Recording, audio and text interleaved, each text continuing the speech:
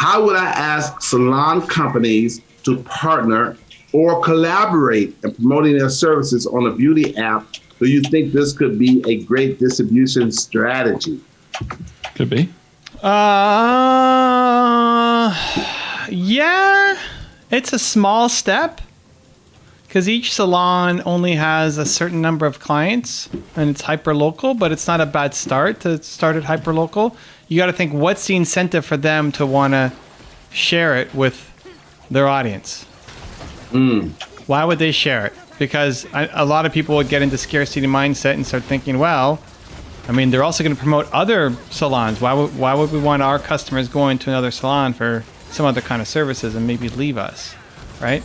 So what's the incentive they're going to have to share it? Are you going to make it more convenient for them? Like, what is it? What is the reason? So put yourself in the shoe of the salon owner and just, you got to think about what's the reason for them. Better distribution is something at scale, right? I would look at the product companies. Like this app could be brought to you by whatever makeup line or shoe line, not shoe line, hair shampoo line. Right? They have a big list. And now anytime somebody's booking, their name is attached to it. Right? And they could send out an email that goes to 1 million people. Whereas a salon is going to send it off to, however many people are on their list. So it's not that that's wrong. It's just thinking bigger forms of partnerships, and probably more sophisticated people anyway who are looking for marketing opportunities. But the biggest one for you is she wanted to be the technical person, right? So you got to go find the marketing person. Yeah, let the marketing person deal with that. Very good. And also, Gabriella says, it's like, I knew Evan was going to ask what success is to you. I love that mindset. Yeah, but this is where we judge ourselves. It's like, well, I'm not as... Take any of the ones that, I don't know, what did you have in yours, Dan? Disciplined or focused? Oh, yeah. Vision, right? Yeah. Or vision. It's like, well, I don't have as big a vision as Steve Jobs does or Oprah Winfrey or Elon Musk or whoever, so therefore I can't be successful, right? Well, no, you just have a different version of success and a different version of balance, right? So as long as you're living based off of what other people are doing, you lose. I used to get this question a few years ago, but it was from some of the guys I was coaching years ago that was surrounding the DJ industry and different things. They always say, "Oh, what does success mean?" And this, I said, look at it like this, guys. It's just a different analogy I look at. I says, what's a family to you? What is a happy, healthy, successful family? Oh man, having a wife and having 2 kids. Other guy, having a wife and having 4 kids. Other guy, having a wife and having 1 kid. Okay, that's what success is right there. What it means to you. Because this guy got 2 kids doesn't mean that this guy that got 4 kids is wrong. So what does it mean to you? What makes you happy? What fills you up? There's the Zayn that we know. Come on now. Gabriella says, no, yesterday I made a mistake and I meant I am the non-technical person. I need a programmer. Okay. So wait, she's not the technical person? Correct. Is not the technical person. Oh, wow. Did we mess that up? Maybe. Well, she made a mistake and said she was the technical person yesterday. Oh, okay. So she now wrong. Okay, that she made a mistake. She's not the technical. She's the non-technical person. Oh, she needs a programmer. Okay, then that's the immediate priority. You got to find the programmer who can start developing this. Make the thing, or at least prototype it. How would I be certain I choose the right co-founder or partner, especially since we'll probably be living in different countries? I think it might benefit the company, though, because then we both can work those local markets and spread quicker at the same time. Whoa, hold on. Don't expect your technical co-founder to work the local market. They're a technical co-founder. They're going to hate marketing. Your job is to do the marketing. I wouldn't even be worried about multiple countries yet, right? That shouldn't be the goal. Like, get it launched in the USA. before worrying about launching it in a different country. Evan, if you don't want to invest in my business because it doesn't suit you, what you like, do you know anyone that does? It's not the right time. I mean, anybody who's going to try to make an investment now, you have to go and get your technical partner. It's way too premature to get an investor. You don't need an investor right now. Don't spend time getting an investor. Go find the technical co-founder. That's your top priority. And then start building it, and then start marketing it. And then you can get money to expand and build and grow as the next step. But any money you bring in now, you're going to lose a giant chunk of your company. That's not worth it. Oh, listen, for sure it's difficult. I didn't say it's easy. It's not just something you post on Facebook and say, I'm looking for a founder. Yeah, you're going to spend, as much time with them as your husband or wife. Like, it's a big deal, but it's the most important next step. You can't have a technical company without a technical person. No investor is going to want to put in money for you to just hire a technical person. It just won't work. Look at every successful tech company that you look up to. There's somebody who understands the tech inside the business. So it's not easy for sure, but it's your absolute must-have next step to get your company where you need it to go. Where do you think I can find them? So one, like, how do I find technical people? Is that the question? How does she find technical? Gabriella, is he saying? Are you asking how can you find technical people?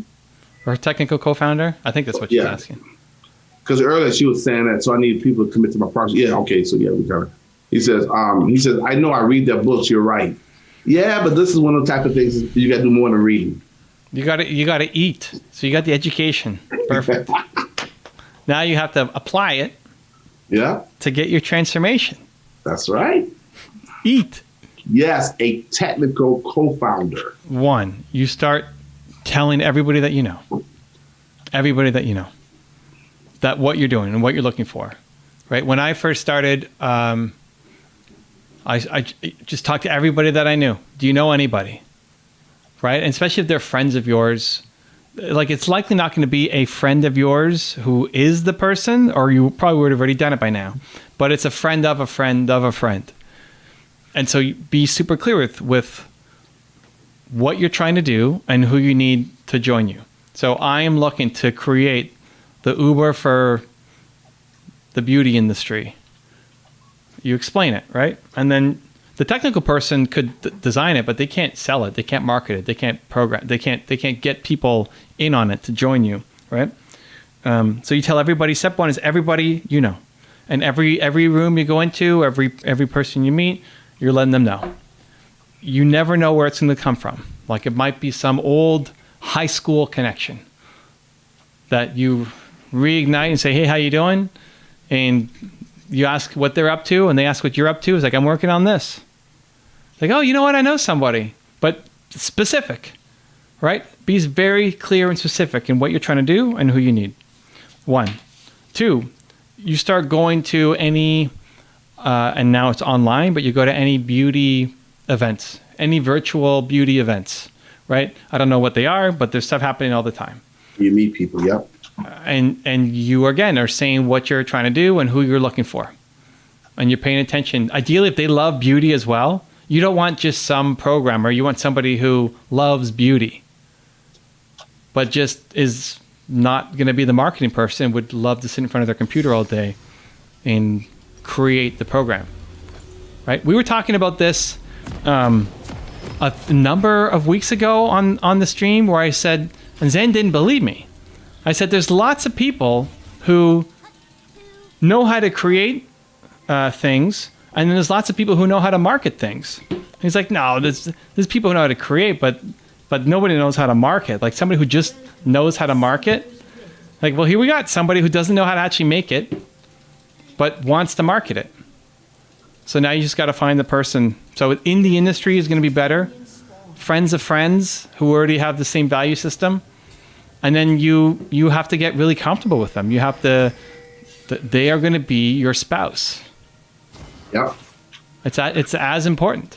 Okay, yes, but I don't know good programmers that have such skill. I think I've been more networking online with strangers, not really my personal connections. Yeah, both. So personal connections, everybody that you know, it's going to be the friend of a high school acquaintance of yours who gives you that intro. Taylor here says, that topic about creating and marketing resonates with me too. I really suck at marketing. Can you guys say that about it? Are you good at programming an app? Do you want to work on a project?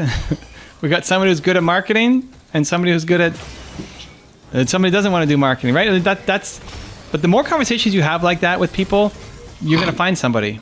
But that needs to be the focus, the effort, the energy, the intent, right? Make it a priority. What you focus on is the thing that actually gets done. So there you go. Your most important, even if you don't know how to do it yet, all of your energy, your focus, your dedication has to go to this thing. So you're not thinking about investors. You're not thinking about talking to your local hair salon. Like all the things that are running through your head, you got a list of a million things that you're thinking of, which is part of the entrepreneurial brain. But the most important one needs to be: did you spend time every single day trying to find your partner? And a lot of the things won't work, and that's normal, and that's par for the course, and that's what happens. But are you spending the time, the energy, the effort, the focus on it? Because it's probably a no. It's like, oh, I don't know what to do. Like when you don't know what to do, what do most people do? You focus on something else. Should I just put an ad on Craigslist for my perfect match? Every idea that you get, you should teach yourself to try.